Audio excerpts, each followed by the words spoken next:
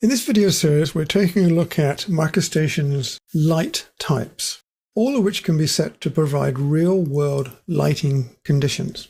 Before we do, however, I want to introduce you to MicroStation's rendering engine, which is called Luxology. Now, we'll be using Luxology from now onwards in this course, because it does provide a real-world rendering of a scene. I don't want to get too deep into Luxology yet. It is quite a complex subject. But I do want to show you some of the appropriate settings for what we're doing in this video series. Now, you should have the visualization toolbar docked on your screen somewhere. If you don't, go to Tools, down to Visualization, and Open as a toolbox. Assuming that's in place, then Luxology is started here with the render. Click on that, and here's the Luxology screen. Now, you might want to make a function key for Luxology, since you'll be using it quite a bit. If so, the keying string for it is dialog Luxology, which is what you'll put into your function key. However, it's almost as easy to just simply click on that every single time. I prefer my shortcut because it's a single click off the keyboard, but that's your choice. So let's take a look at what we have here. Now, right now the screen is blank because we have not yet made a render. That will change when we start to render things.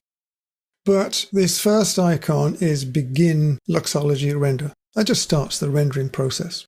Now, moving along, this next one here called Toggle Preview is a useful one.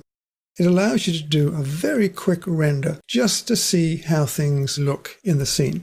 It's not a full render, and you'll have to go back to a proper render, but this gives you an idea.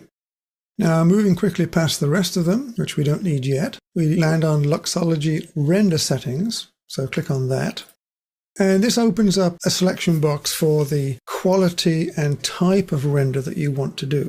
And as you can see in the list down here, we have several different options, particularly interiors and exteriors. Now, for the moment, I want you to be on draft. So make sure that draft is selected. And as a matter of interest, if you make any changes in the information here, which we're not going to do yet, then that will turn a different color and you should save it because the save icon will be highlighted at that point. So make sure you're on draft for that. And then you can dismiss that box. And then take a look at the next one we're interested in, which is this one. And this is a view that we're going to render. Technically, we'll actually render the contents of a fence, but it's in a particular view. Now, by default, our active view will be selected here, but you could change it to a different view if you wanted to. Don't worry about this too much. As I said, this is an automatic setting if you're in the active view. Now, these two numbers here are the X and Y size of the actual render itself, and these numbers are in screen pixels. And we need a fairly low number at this point because we don't want to spend much time in the rendering process. And the larger you set these numbers, the longer the renders take.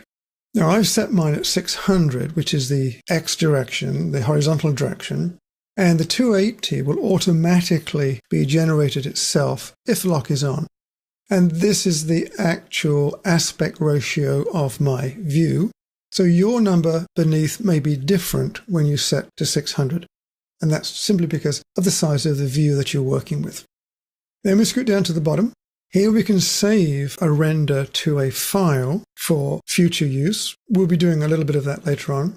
Now, that file will be saved in a specific location, and you would set that here, which is Set Luxology Rendering History Folder. All you do here is open this up and choose a folder in which to put the actual saved renders. You can do that on your own. This and this will go backwards and forwards if we have several renders in the current session, and we'll be able to see those in either direction for comparison purposes at least.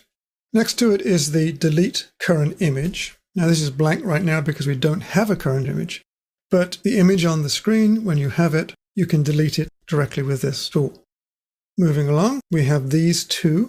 These are so we can move backwards to see the previous renders that we made. And then, of course, we can move forward back to our current location.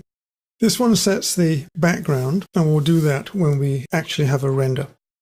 This one is quite useful because it allows you to adjust the image itself. If I click on that, you'll see that you can change the brightness and the contrast and a few other things too.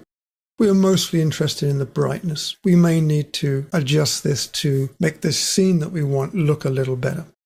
Get rid of that. And this one, which we shan't be using, is the switch to make a stereo image. You might want to play with that if you have some red and green stereo glasses. If not, don't worry about it. This is just to fit the image to the window. And this is visible edges overlay. Don't even worry about that at all at this point. So there we have it. There's the basic Luxology settings. And now we can move on and look at light types and start to work with Luxology.